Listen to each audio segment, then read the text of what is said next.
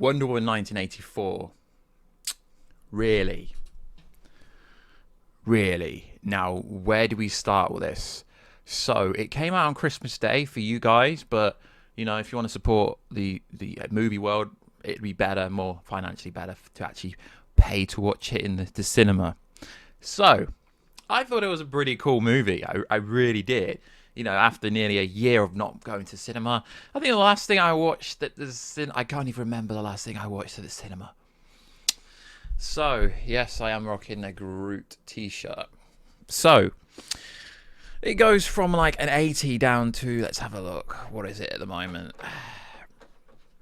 What is it at the moment? It's very low. Very low. It's a 65. It's a 65. Let's pull it on the screen so you guys can see it.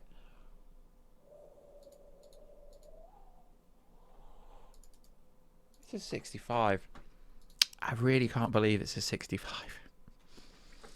It's a 65. Right, let's just hide me for a sec. It's a 65.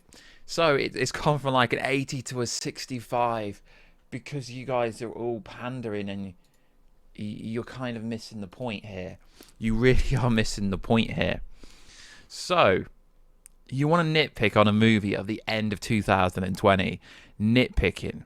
Was it entertaining? Yes. I see the criticism from everyone, people I know personally, all criticism, all hating on it.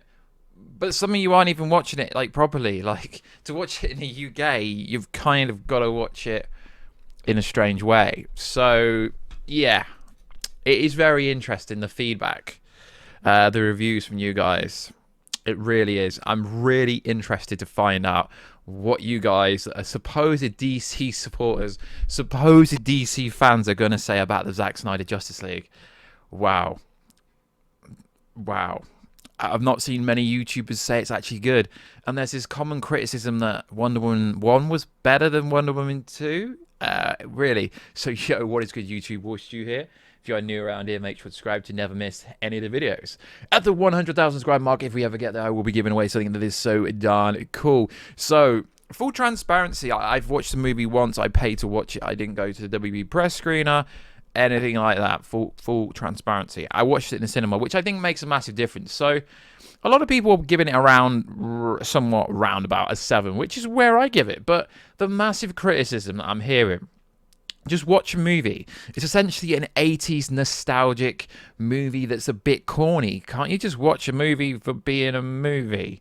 I mean, if there was like, you know, if all the other movies that came out this year, like, you know, Venom 2, Morbius, and all these other kind of movies that were supposed to come out this year actually came out, then I could see where you're coming from. But this is literally the only movie that has come out. Did Bloodshot? I can't even remember what came out this year, to be fair, guys. But I'm a bit disappointed on the internet. You guys are acting like this is Rise of the Skywalker. You know, like when the last Star Wars movie came out last year. You guys are acting like that. You know, supposed DC fans, supposed Gal Gadot, supposed Wonder Woman fans. Y'all haters. Y'all haters. You are absolutely hating it. Is it the most perfect movie? No. Are there plot holes? Yes. Do I care for said plot holes? No. So let's go over the criticism. Chris Pine was in someone else's body and that no one else explained it. So Gal Gadot, essentially, in this movie, playing Diana Prince, knew that her Steve Trevor was in someone else's body, and it wasn't actually Steve Trevor, but she was going along with it. This movie humanized Wonder Woman in many ways. Now, like I keep saying, guys, it's not the greatest movie ever. It's never gonna be. But criticism like that, and Maxwell Lord was like, you know, the president of America. Really? Like, are people really thinking that Paddy, like, inspiration for Maxwell Lord, played by Patrick Pascal, was actually Donald Trump? Are we really, are we really going there? So I find the criticism interesting. And then, like, people are like, you know, the other villain, so to speak, Cheetah. Cheetah was just like Jamie Foxx Electro in the Spider-Man movie. Really? Really? I get it. I get the criticism, but can you not overlook the criticism for the year we've had? You know, this movie should have came out so many different times, and I still have this opinion. If you didn't watch it at the cinema, you don't really have an opinion because you didn't pay money. You paid the HBO Max money for the month. You didn't specifically pay for the movie. Now, I get it. It's not like, it's not the best written, and then people find out Jeff Johns is involved, and people are like, oh my god, Jeff Johns ruined the whole movie. It was all changed. Do you not think Paddy would have said that? Now, everyone says that Wonder Woman 1 was such a fantastic movie, and yeah, it was a good movie. But we recently found out the following.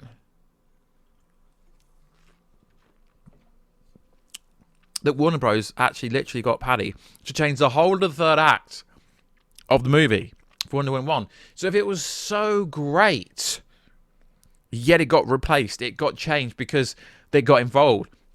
Now, I hear people saying that Wonder Woman 1984 is one of the worst DC movies ever. I'm like, really? Really? I would say I'd put it top 5. Now, I know I'm going to get criticism for this because you're all going to call me a snowflake and things like that, but I think it's the other way around here. It's the year of 2020. Can't you just chill? Chill, guys. Chill. Relax. Watch it as just a movie.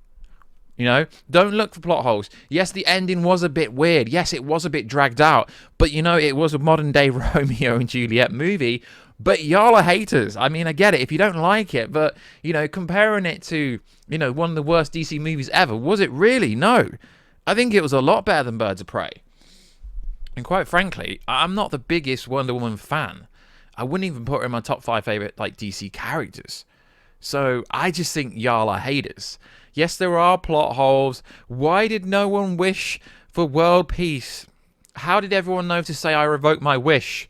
It's a movie. There's always going to be plot holes. I mean, the Marvel Endgame, Infinity War, there's plot holes in every single movie. So the fans talk about stuff. It's not a sequel to Wonder Woman 1984. Sorry, it's not a sequel to the first Wonder Woman. Diana was dealing with the loss of Steve Trevor, so thus for it was a sequel. But Paddy herself directly said the following. It's not a sequel to the first movie, but because Steve Trevor's dead, it is a sequel. It really is a sequel. So I find it hard to understand why some of you guys make out like it's the worst movie ever. And, it's and then some people are comparing it. Just look at what Star Wars did with The Mandalorian. Yeah, Luke Skywalker literally saved Mandalorian and Baby Yoda. Without them two characters, Mando wouldn't be that good. So I do find it very funny, the criticism for this movie. Like, I honestly think it's unjustified. It really is. And the hashtags that are going around. I mean, Wonder Woman 1984 racist. Let's pop the screen back up. Let's just quickly close that and pop the screen back up. Okay, there's a hashtag going around called Wonder Woman 1984 racist. Wonder Woman 1984 is a painful, mediocre movie that has a few good parts and action. The script is subpar, racist, regressive, nonsensical. The actors, especially MVP, Pedro Pascal, and Kirsten, do their best with what they're given. I'm disappointed. It's like, did we watch a different movie? I didn't expect Wonder 1984 to be that offensive. To be honest, I was rooting for the movie to succeed because of Pedro. There are many stereotypes and racist things in this movie. BuzzFeed can make a list out of them. So the feedback of this movie is really bad. Like, I watched it and I didn't think any of this. I just watched the movie as a movie. And then, the other criticism of things like, well, how can they build a wall, yet they can't bring Steve Trevor back properly without him being incarnated in someone else's body? I mean, I get the criticism, but can you not just watch a movie for the sake of it being a movie? I really enjoyed Wonder 1984 for a while. Too bad it ended up being pretty racist. I mean, it's an 80s nostalgia movie. Just take it for what it is, a literal movie. I don't really know what else to say, guys. I mean, I thought it was pretty decent. Another one, I saw one night, thought I would give it an in-depth review, but I'm having a hard time getting over the shame of spending my time watching it. I'll make a brief. Jeff Johns is a hack and unwatchable. Okay, so it seems a lot of people are blaming Jeff Johns for this. Realistically, everyone's review on Wonder Woman is just so confusing. What the hell did I just watch? I'm not a YouTuber, but I have half a mind to create an account to make a review. It was so bad. Okay. And the Invisible Jet. Okay, that's directly from the comics. We get it. You know, Wonder Woman flying, although she wasn't really flying. But yeah, people were just saying it's a hot trash. And supposed DC fans. I just don't get it. Like, I personally think it's better than the first one, but everyone's entitled to their own like review and opinion. It's like here, I don't like it went on Rotten Tomato, it went from an 89 down to a 69. I honestly don't actually get the criticism for it.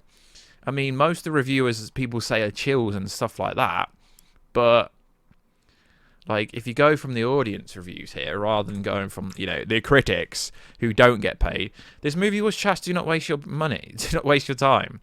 Shocker! It's so sad that it's fallen so far from the first installment.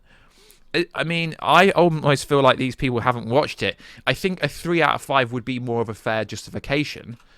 It started so well, but then changed into a long drawn-out movie, which took some time to get back going to. I'm a huge fan. There are some great touches, but the film seemed disconnected. Yeah, and a lot of people are saying things like that. That, you know, the tonal change is massive. Like, it went from this kind of, you know, the tone in the first movie to Wonder Woman, Diana being completely different in a way, but she's technically older. Like she's older. Like, you know, time's passed on. You know, so I don't really understand that kind of criticism, to be honest.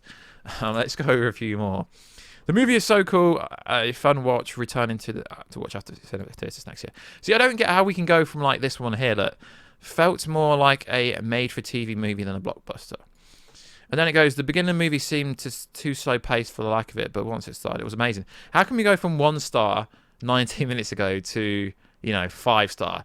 The reviews on this are so strange. It's like they're really, the audience, it's either you love it or you hate it. That's why I made the kind of Rise of Skywalker kind of reference, because that was like, you know, divided the audience massively.